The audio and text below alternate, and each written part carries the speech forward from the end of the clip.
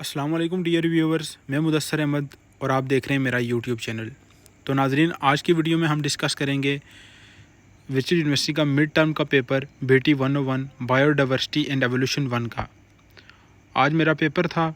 तो आज के पेपर में जो MCQs आए हैं, जो क्वेश्चंस आए हैं, MCQs कहाँ से आए हैं, किस फाइल से आए हैं, कितने MCQs आउट ऑफ सिलेबस आए हैं, आउट ऑफ मतलब फ़ाइल आए हैं, हैंड आउट्स वगैरह से आएंगे, वो तमाम हम इस वीडियो में डिस्कस करेंगे।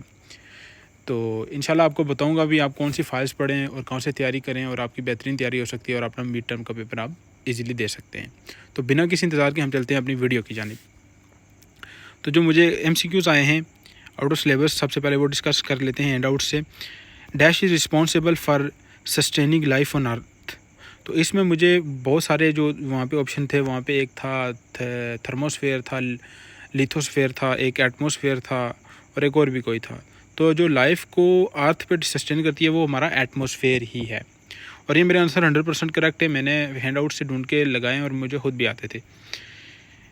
मेरा पेपर तो इंशाल्लाह आज अल्हम्दुलिल्लाह बहुत ही ज़्यादा अच्छा हो गया है। सारे तकरीबन आ जाते थे MCQs भी, क्वेश्चंस भी। तो नेक्स्ट मैं आपको बताऊंगा आप तैयारी भी कहाँ से करनी है। अच्छा, जो सेकंड MCQ था, dash from the precipitation that is usually acidic. तो किसकी प्रेसिपिटेशन जो होती है वो यूजुअली एसिडिक होती है, तो वो एसिड रेन की, क्योंकि ज़ाहिर सी बात है एसिड है तो इसमें एसिडिक क्यों होगा, क्योंकि इसकी जो pH होती है वो लाइक समथिंग 5.4 होती है, तो इसलिए इसकी एसिड रेन ऑप्शन।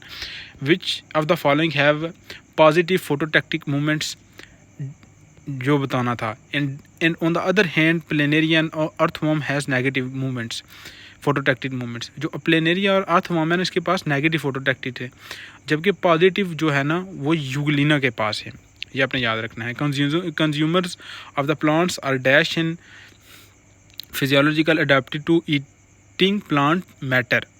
तो जो होते हैं ना कंज्यूमर्स, वो एनाटॉमिकली मतलब उनके जो अंदर स्ट्रक्चर जो होते हैं ना, उनके आर्गन ही इस तरीके के डेवलप हुए होते हैं कि वो प्लांट्स वगैरह को आराम से जो है ना कंज्यूमर खा लेते हैं। Secondary treatment of the waste water is dash process. तो जो है ना सेकेंडरी, प्राइमरी तो कुछ और होता है, वो आपको स्टेप्स वगैरह लेने पड़ते हैं कि इसको किसी तरह मिनिमाइज़ किया जाए। लेकिन जो सेकेंडरी होता है उसमें बायोलॉजिकल कंट्रोल होता है। इसमें आप मुख्तलिफ़ किस्म के बैक्टीरिया वगैरह इंट्रोड्यूस करते हैं जो है ना टॉक्सिक जो वेस्ट होता है उसको लेस टॉक्सिक बना देते हैं और हार्मलेस बना देते हैं। उसके बाद the final community is the dash community. तो ये थी जो फाइनल कम्युनिटी होती है वो क्लाइमैक्स कम्युनिटी होती है। जो पहली होती है वो पोइनीर होती है, जो स्टार्ट करते हैं कम्युनिटी बनाना किसी भी जगह, और जो एंड पे जाके जब कम्युनिटी फुली डेवलप्ड हो जाती है और हम उसे कहते हैं climax community. Energy is lost through at every level. तो एनर्जी जो होती है ना वो मेनली रिस्पायरेशन के थ्रू जो है ना हम यूज़ कर लेते हैं ई ट्रॉपिक लेवल में। ज़ाहिर सी बात है ट्रॉपिक लेवल में जब भी कोई एक ऑर्गेनिज्म दूसरे को खाता है तो एनर्जी ट्रांसफ़र होती है और वो एनर्जी आहिस्ता आहिस्ता कम हो जाती है।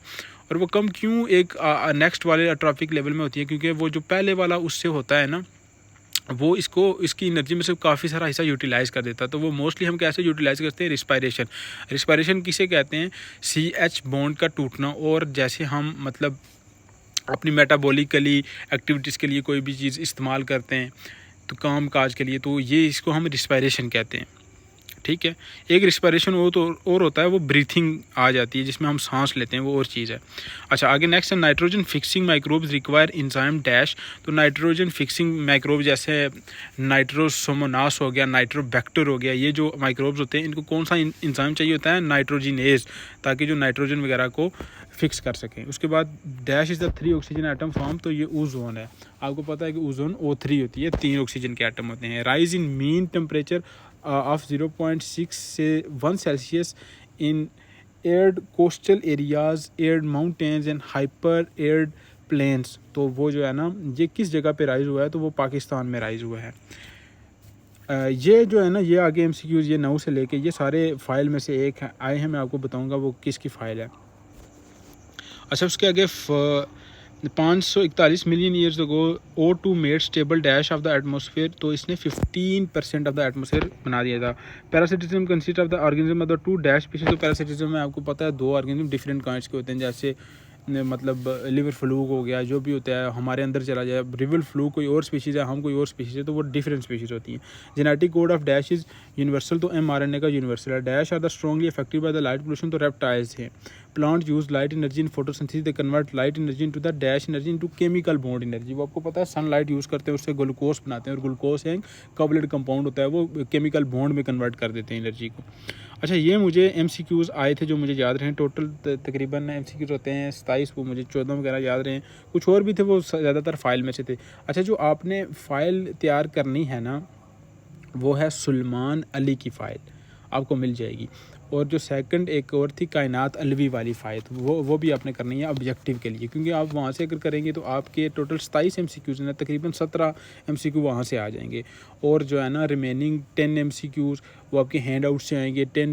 7 to 10 MCQs, हो सकता है 20 भी आपको फ़ाइल में से आ जाएँ, लेकिन मोस्टली 7 to 10 हैंड आउट से आएंगे। ये जो पहले मैंने 8 शेयर किए हैं ना, ये जो है ना हैंड आउट से आए हैं, तो आप इसको एक मरतबा रीड करें, यहाँ से 2-3 आपको रिपीट हो जाएंगे इंशाअल्लाह ताला।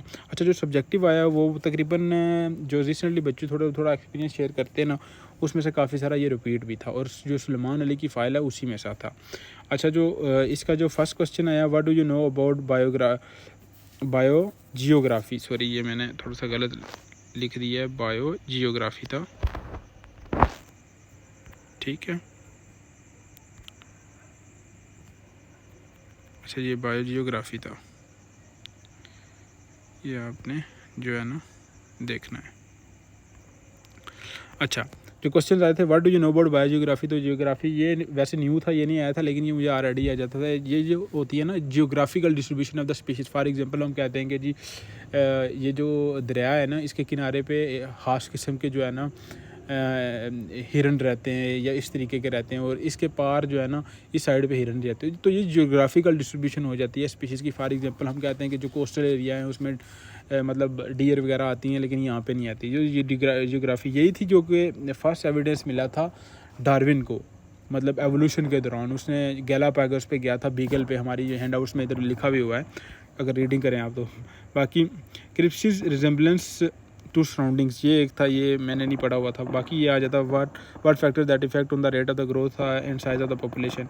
उसके बाद लॉन्ग क्वेश्चन भी इजी थे, कार्बन साइकिल था, right note on acid rain था, एंड डिफरेंस बिटवीन के एंड आर स्पीशीज था। ये था मेरा जो है ना पेपर। और आपको मैं रिकमेंड करूँगा कि ये जो मेरे MCQs एक मरतबा देख लें अगर आप मिड का पेपर दे रहे हैं, क्योंकि मोस्टली अगर जो होते हैं ना वो लाइक 1 साल पहले के MCQ में से भी रिपीट होते हैं, और मतलब रिसेंटली में से भी होते हैं MCQ रिपीट। तो ये आप क्वेश्चन वगैरह भी देख लें। ईमेल क्वेश्चन वगैरह जो थे ना सुलेमान अली की फ़ाइल में से भी काफ़ी सारे थे, ये मौजूद है वहाँ पे भी, और MCQs भी।